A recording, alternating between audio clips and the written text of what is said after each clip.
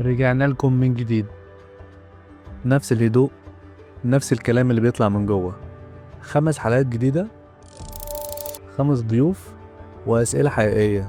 كل سؤال فيهم بيقربنا من الكلام المستخبي جوانا. اللحظة ما كان موصلني المطار وأنا بصيت له كده، أنا كنت قاعدة جنبه فبقول له بابا خليني معاك، فهو حبس دموعه كده وقال لي في لحظة حلوة قوي أنا أهملتها وأتمنى أرجع لها، وإن شاء الله ربنا يرجعني لشبيهها الأحلى عشان أركز في قيمتها. إمتى؟ كل حاجة ستيبل، صحابك ستيبل، أنت بتنزل تشوفهم كل يوم، بتعمل حاجة اللي أنت بتحبها قوي، تلعب وتتمرن فالبار ده في مدرسة وحشني، عايزة أرجع لها. من نظرة بعيدة كده كل حاجة حصلت بتدبير لطيف قوي من ربنا، بلطف من ربنا، وكل حاجة بالوحش فيها قبل الحلو هي اللي كونت ياسمين زي ما هي دلوقتي.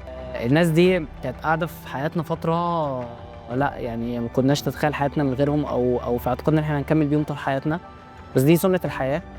جوايا كلام، الموسم التاني قريبا.